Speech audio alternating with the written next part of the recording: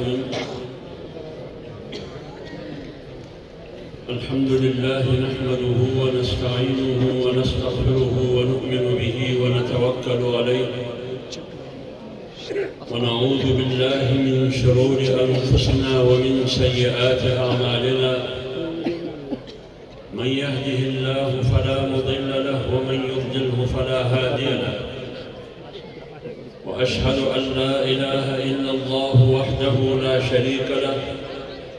وأشهد أن سيدنا وسندنا ومولانا محمدًا عبده ورسوله أرسله بالحق بشيرًا ونذيرًا وداعيًا إلى الله بإذنه وسراجًا منيرًا. صلى الله تعالى عليه وعلى آله وصحبه أجمعين. أما بعد فأعوذ بالله من الشيطان الرجيم. بسم الله الرحمن الرحيم. إن الدين عند الله الإسلام ومن يبتغ غير الإسلام دينا فلن يقبل منه وهو في الآخرة من الخاسرين. هو الذي أرسل رسوله بالهدى ودين الحق ليظهره على الدين كله ولو كره المشركون. يا أيها الذين آمنوا ادخلوا في السلم كافة ولا تتبعوا خطوات الشيطان إنه لكم عدو مبين. صدق الله مولانا العظيم.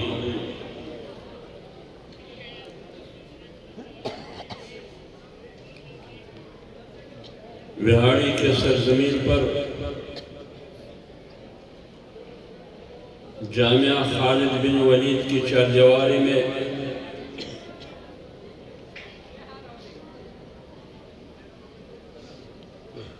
مختلف اطراف سے آئے ہوئے دین سے محبت اور عقیدت رکھنے والے میرے عزیز بھائیوں اور دوستوں، میں سب سے پہلے جامعہ خالد بن ولید کے محترم اساتذہ کا انتہائی مشکور ہوں کہ آج کے اس پروقار محفل میں مجھ ناچیز کو شرکت کی دعوت دی، جو میرے لیے باعث عزت ہے۔ دعا کرتے ہیں اللہ تعالیٰ ان حضرات کی محنت کو اپنے دربار میں قبول فرمائے۔ اسٹیج پر اکابر علماء کرام تشریف فرما ہے، بالخصوص عالمی مجلس تحفظ ختم نبوت کے سربراہ امیر حضرت مولانا حافظ ناصر الدین خاکوانی صاحب دامت برکاتہم العالیہ،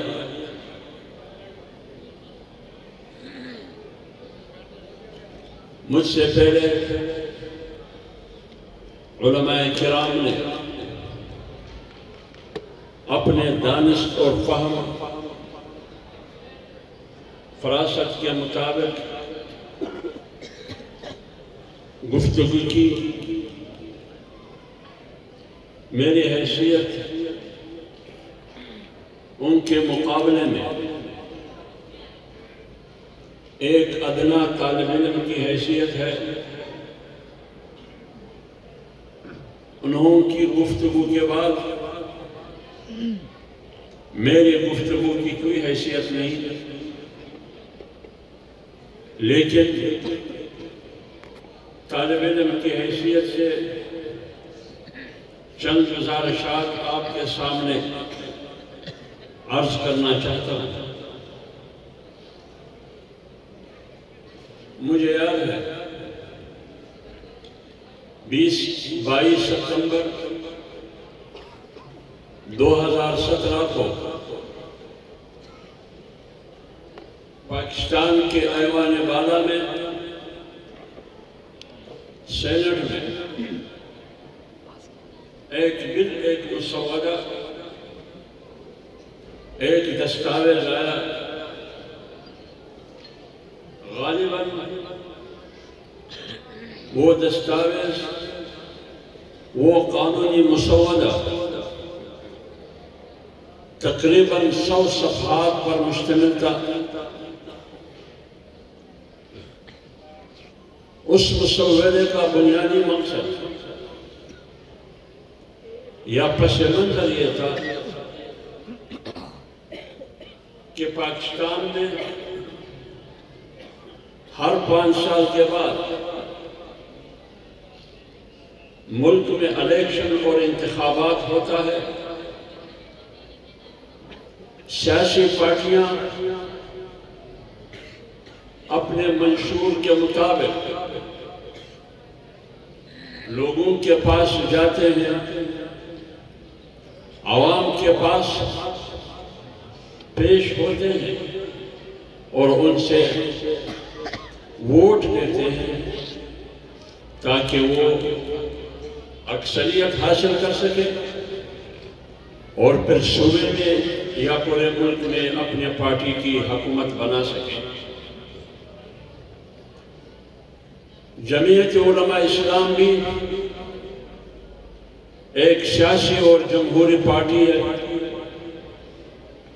لیکن جمعیت علماء اسلام کی سیاست اور دیگر جمہوری پارٹیوں کی سیاست میں بہت بڑی فرق ہے۔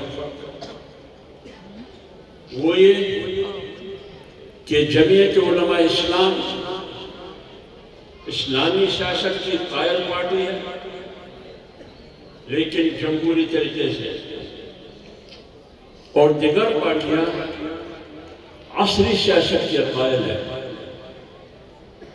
جس کی ذہنیت اور کنسپٹ یہ ہے ان پارٹیوں کہ دین اور اسلام کی سیاست سے کوئی تعلق نہیں،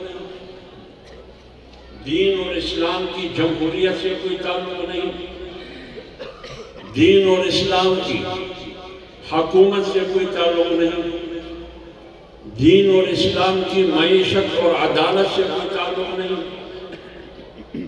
نظام حکومت اور امور حکومت سے دین کا کوئی تعلق ہی نہیں۔ اس کو کہتے ہیں عصری سیاست، دنیاوی سیاست۔ لیکن ہماری ذہنیت یہ ہے کہ اگر ہمارے سامنے خلفائے راشدین کی حکومت کی تصویر اور نقشہ اور خاکہ ہے، اور جناب رسول اللہ صلی اللہ علیہ وآلہ وسلم کی ریاست مدینہ کی حکومت کی تصویر، نقشہ اور خاکہ ہے، پھر آج قرآنی احکامات اور ہدایات کی روشنی میں اور اسلامی تاریخ میں یہ ہم ثابت کر سکتے ہیں کہ اگر سیاست ہے تو وہ صرف اور صرف اسلامی سیاست ہے، اور اسلامی سیاست کے علاوہ باقی سب منافقت اور تجارت ہے۔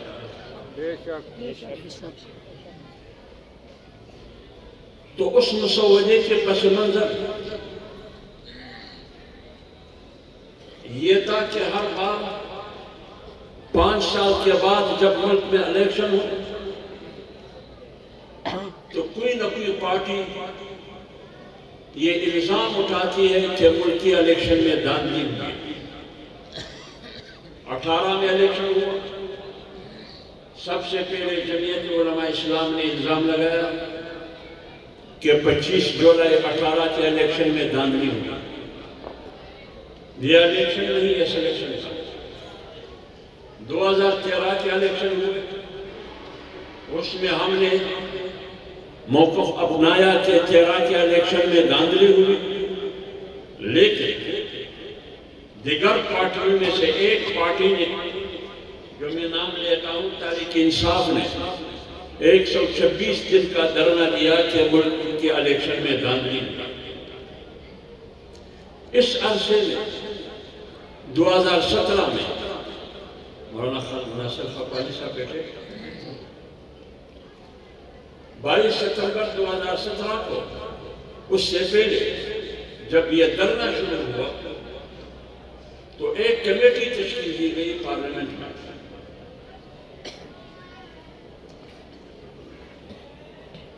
وہ کمیٹی تقریباً 35 ارکان پر مشتمل کمیٹی،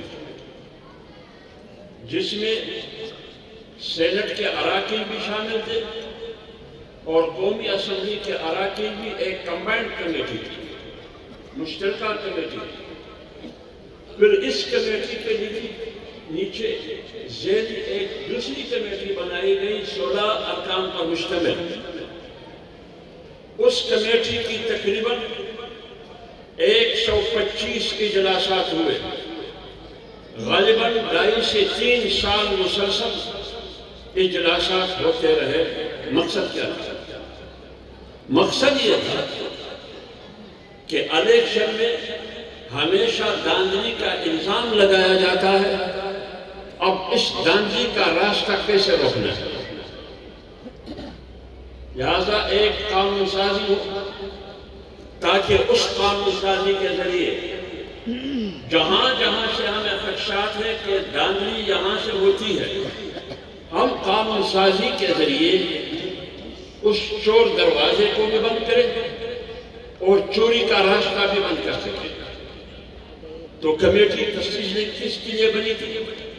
انتخابی اصلاحات کے لیے، انتخابی الیکشن ریفارم، تاکہ آئندہ ملک میں ملکی انتخابات میں دھاندلی نہ ہو۔ لیکن 125 اجلاسات کے بعد کیا ہوا؟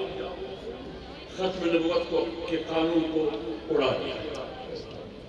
بات ہو رہی تھی دھاندلی کی، بات ہو رہی تھی الیکشن ریفارم، قانون سازی کے لیے کوشش کی جا رہی تھی 126 اجلاسات میں انتخابی اصلاحات کی، لیکن ان چوروں نے، ان لٹوروں نے، یہ ایمان کے بھی چور ہے اور پاکستان کے بھی چور ہے اور دین کے بھی چور ہے، انہوں نے انتخابی اصلاحات کے مسودے کی آڑ میں ختم نبوت کے حلف نامے کو اقرار نامے میں تبدیل کیا گیا۔ بعد میں پتہ چلا کہ 7C 7B جو اصل جڑ ہے قادیانیوں کا راستہ روکنے کے لیے، اس کو بھی اڑا دیا۔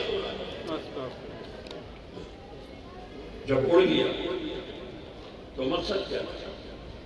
مقصد یہ تھا کہ قادیانی پارلیمنٹ کا ممبر بن سکے، تاکہ وہ پارلیمنٹ آ سکے، سینٹ میں بھی، قومی اسمبلی میں بھی اور صوبائی اسمبلی میں بھی۔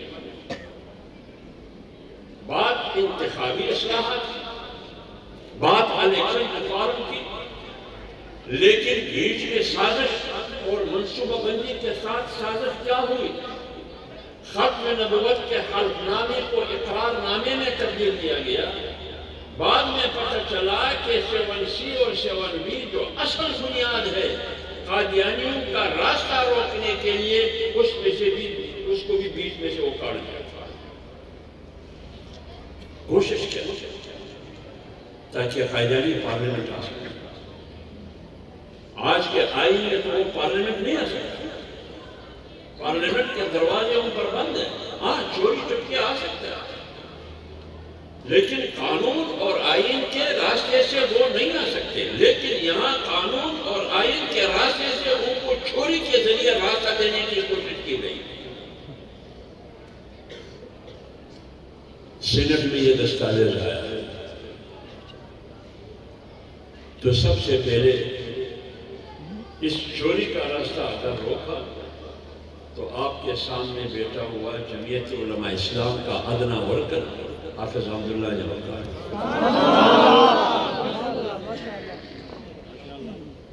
سب سے پہلے آواز میں نے 22 ستمبر 2017 جمعیت آئی میں چیخ رہا تھا۔ ہر پارٹی کے پارلیمانی لیڈر کے پاس گیا، پارلیمنٹ کے اندر جن ایک کلاس کی منظوری دی جاتی ہے، رائے شماری کے ذریعے حکومت اور اپوزیشن کے درمیان مقابلہ ہے ووٹنگ کے ذریعے. آپ کو یاد ہوگا اس زمانے میں خادم حسین رضوی صاحب بھی فیض آباد میں دھرنا لیے بیٹھے تھے اسلام آباد میں. ہم پارلیمنٹ میں چیز رہے پھر ووٹنگ ہوئی کہ کیا آپ ختم نبوت کے قوانین کو ماضی کی شکل میں برقرار رکھنا چاہتے ہیں؟ کیا حلف نامے کو اقرار نامے میں تبدیل کرنا چاہتے ہیں یا ماضی کو برقرار رکھنا چاہتے ہیں تاکہ ختم نبوت بھی محفوظ رہے اور حلف نامہ بھی محفوظ رہے؟ کیا چاہتے ہیں؟ ایوان سے پوچھ رہے ہیں. میرا مدعا یہ تھا کہ ماضی کی جو شکل ہے برقرار رکھا جائے، لیکن ووٹنگ میں میرے ووٹ کم پڑے. جو ختم نبوت کے قانون کو ختم کرنے کے حق میں ووٹ دے، حلف نامے کو اقرار نامے میں تبدیل کرنے کے حق میں ووٹ دے، وہ زیادہ بڑھے. اب آپ بتائیں، اس کو کہتے ہیں اسلامی جمہوریہ پاکستان. اس کو کہتے ہیں کیا یہ اسلام ہے؟ اس پارلیمنٹ میں،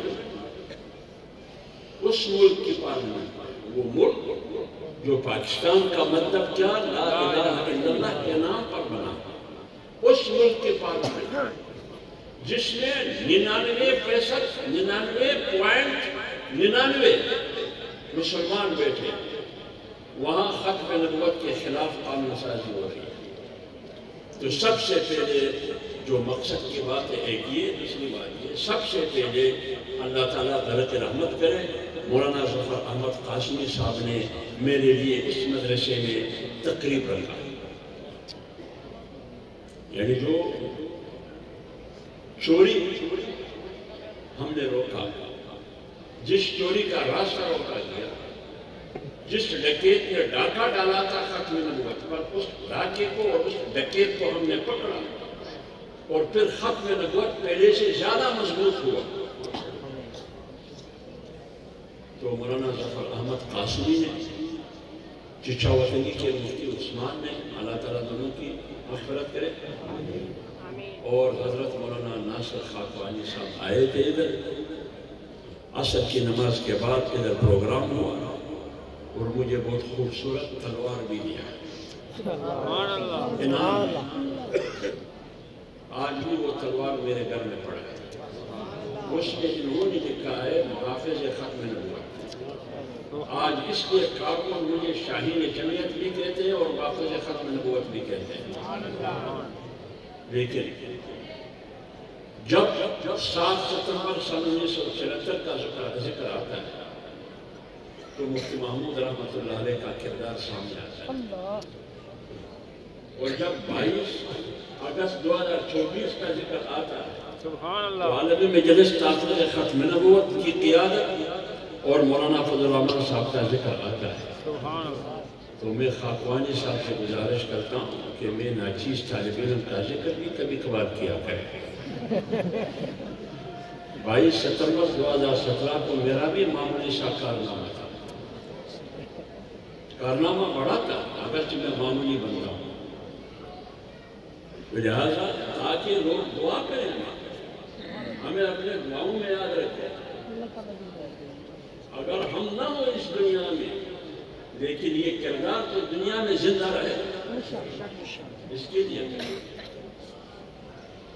تو 7 ستمبر سن 1974، 22 ستمبر 2017، 22 اگست 2024، ان 3 تاریخوں کو یاد رکھنا اور کرداروں کو بھی یاد رکھنا. تو میں مولانا ظفر احمد قاسمی صاحب کو خراج عقیدت پیش کرتا ہوں. ان کے بیٹوں کو دعا کرتا ہوں کہ اللہ تعالیٰ اس کے ذریعے اس باغ کو تر و تازہ رکھے. ہم مولانا ناصر خاقانی صاحب کے لیے اور ان کی زندگی کے لیے بھی دعا کرتے ہیں.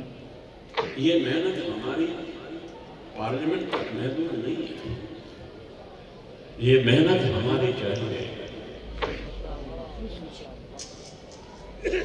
ملک اگرچہ اسلامی ہے، جمہوری ہے، قائد اعظم کا بنایا ہوا پاکستان ہے، لیکن آج ہم اس نتیجے پہ پہنچے کہ یہ ملک میں اسلامی ہے